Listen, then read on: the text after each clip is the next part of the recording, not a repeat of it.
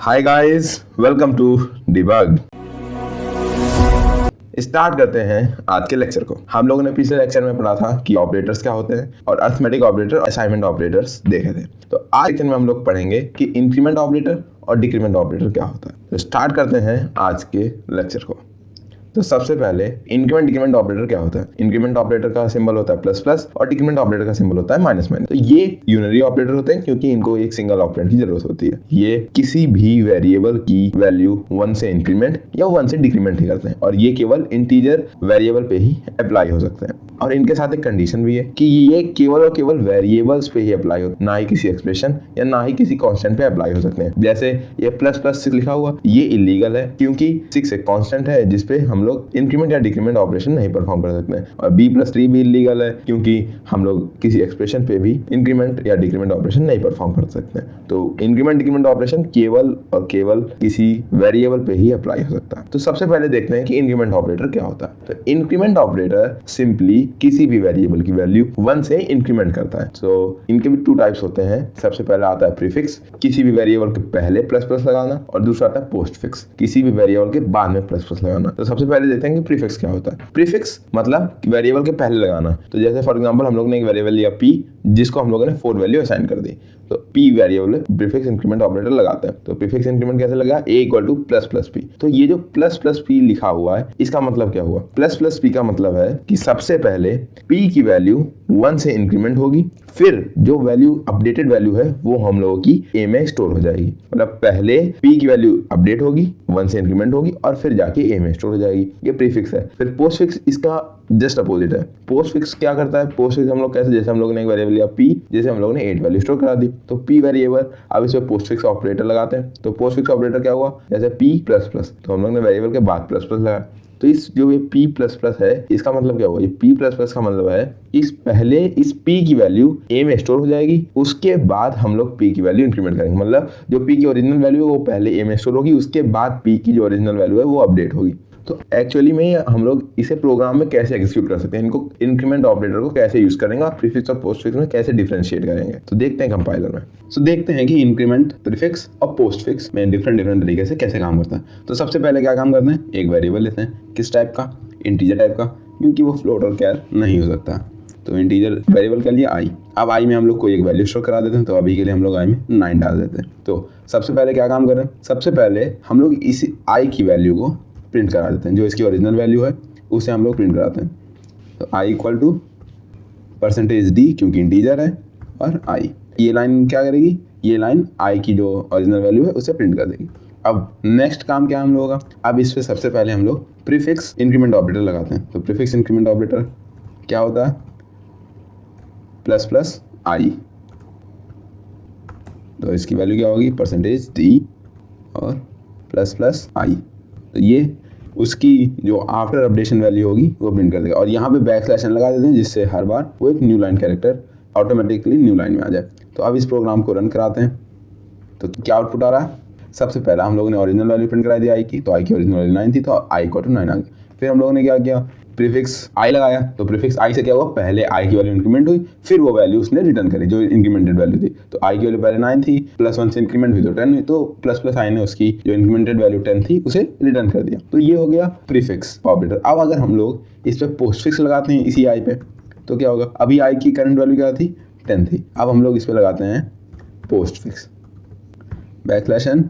अब i पे postfix लगाना है तो i प्लस प्लस %d क्योंकि इंटीजर है, और i प्लस प्लस।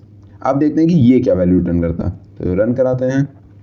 अब देखिए इसने क्या वैल्यू रिटर्न करी। सबसे पहले ओरिजिनल वैल्यू जो थी वो प्रीफिक्स की 10 थी, फिर पोस्टफिक्स की भी 10 रिटर्न कर रहा है। पोस्टफिक्स की 10 क्यों रिटर्न कर रहा है, पोस्टफिक्स कैसे काम कर रहा था, सबसे पहले वो i की जो ओरिजिनल वैल्यू है वो एक्सप्रेशन में देगा, उसके बाद इंक्रीमेंट करेगा। मतलब जो i की ओरिजिनल वैल्यू जो 10 थी वो पहले एक्सप्रेशन में यूज होगी, उसके बाद कहीं इंक्रीमेंट होगी। मतलब अगर हम इसके बाद कहीं i की वैल्यू इस्तेमाल करते हैं तो वो इंक्रीमेंटेड वैल्यू इस्तेमाल होगी। जैसे फॉर एग्जाम्पल अगर हम यहाँ पे फिर से ये i की जो ये ओरिजिनल वैल्यू थी इसे प्रिंट कराते हैं, जैसे इस i की ओरिजिनल वैल्यू को अगर हम फिर से प्रिंट कराते हैं तो कैसे चलेगा, यहाँ पे हम लोग बैकस्लैश लगा देते हैं जिससे ये न्यू लाइन कैरेक्टर हो जाएगा अपने आप। अब चलाते हैं इस प्रोग्राम को। अब देखिए क्या हो रहा है, पहले आई की वैल्यू 9 थी तो 9 हुई, फिर प्रीफिक्स से आई की वैल्यू 10 हो गई, फिर पोस्ट फिक्स हम लोगों ने लगाया तो सबसे पहले जो ओरिजिनल वैल्यू इससे पहले आई की थी वो प्रिंट हुई। पोस्ट फिक्स ऑपरेशन से जो आई की वैल्यू इंक्रीमेंट हुई तो जो ओरिजिनल वैल्यू आई की क्या हो गई, ओरिजिनल वैल्यू आई की 11 हो गई। मतलब पोस्ट फिक्स ऐसे काम करेगा, पहले आई की वैल्यू जो ओरिजिनल है उस टाइम पे वो रिटर्न करेगा, उसके बाद उस वैल्यू को इंक्रीमेंट करेगा। तो हम लोगों ने क्या देखा इसमें कि प्रीफिक्स और पोस्ट फिक्स में क्या डिफरेंस होता है, कैसे हम लोग उसे प्रोग्राम में इंप्लीमेंट करते हैं।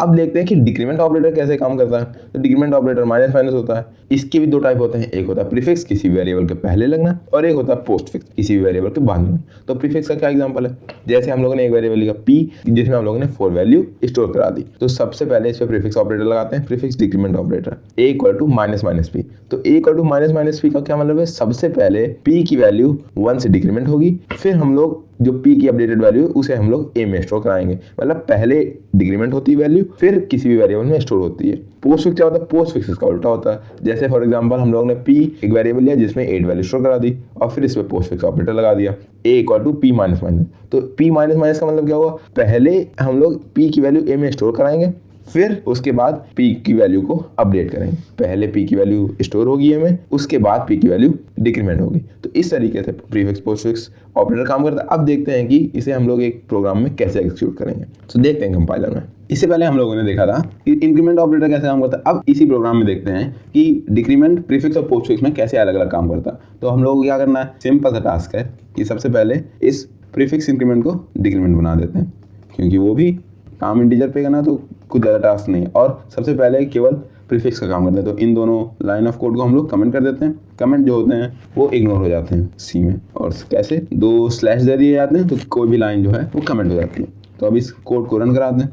तो क्या आउटपुट आया, सबसे पहले i इक्वल टू 9 आई की ओरिजिनल वैल्यू, फिर उस पर प्रीफिक्स ऑपरेटर लगाया। प्रीफिक्स ऑपरेटर क्या काम करेगा, पहले i की वैल्यू 1 से डिक्रीमेंट कर देगा, फिर जो डिक्रीमेंटेड वैल्यू है उसे रिटर्न कर देगा। तो i की डिक्रीमेंटेड वैल्यू क्या हुई, 8, जो कि उसने रिटर्न कर दिया। अब देखते हैं कि प्रीफिक्स तो हो गया, अब पोस्ट फिक्स में क्या डिफरेंस आएगा। पोस्ट फिक्स में हम लोग क्या देखा था कि पोस्ट फिक्स में पहले जो ओरिजिनल वैल्यू वो रिटर्न करेगा, उसके बाद उसकी वैल्यू को डिक्रीमेंट करेगा। तो अब इसे रन कराते हैं। पहले ये देखिए यहाँ डिक्रीमेंट होने के बाद 8 आ गई थी, यहाँ भी पोस्ट फिक्स डिक्रीमेंट लगाने के बाद भी 8 आ रही। क्यों आ रही है, क्योंकि पहले जो आई की ओरिजिनल वैल्यू थी उसे इसने प्रिंट करा, अब इसके बाद आई की वैल्यू डिक्रीमेंट हो जाएगी। मतलब अब अगर हम लोग कहीं भी नेक्स्ट स्टेटमेंट में इस आई की वैल्यू यूज़ करते हैं तो वो उसकी डिक्रीमेंटेड वैल्यू होगी। तो हम आई की ओरिजिनल वैल्यू प्रिंट कराएं तो क्या होगा, आई की ओरिजिनल वैल्यू अब क्या हो जाएगी, अब आई की ओरिजिनल वैल्यू 7 होनी चाहिए। तो अब देखते हैं, देखिए आई की ओरिजिनल वैल्यू क्या हुई 7, और यहाँ पे आई की वैल्यू क्या थी 10। मतलब पोस्ट फिक्स पहले वो उसकी ओरिजिनल वैल्यू को उस एक्सप्रेशन में देता है, उसके बाद उस वैल्यू को इंक्रीमेंट या डिक्रीमेंट करता है। तो ये हम लोगों ने देखा कि डिक्रीमेंट पोस्ट फिक्स और डिक्रीमेंट प्रीफिक्स कैसे काम करता है। सो अगर आपके कोई डाउट्स हो please comment, and any questions please drop your question in comments. अब हम लोगों ने क्या क्या पढ़ लिया, हम लोगों ने पढ़ लिया अरिथमेटिक ऑपरेटर, असाइनमेंट ऑपरेटर, और आज हम लोगों ने पढ़ा इंक्रीमेंट एंड डिक्रीमेंट ऑपरेटर। अब नेक्स्ट लेक्चर में हम लोग पढ़ेंगे कि रिलेशनल ऑपरेटर क्या होते हैं, इनको डिटेल में देखेंगे और कैसे एक प्रोग्राम में हम लोग इसको एग्जीक्यूट करते हैं, और इन पे कुछ क्वेश्चंस की प्रैक्टिस भी करेंगे। So thank you for staying with me, and please like, share and subscribe debug.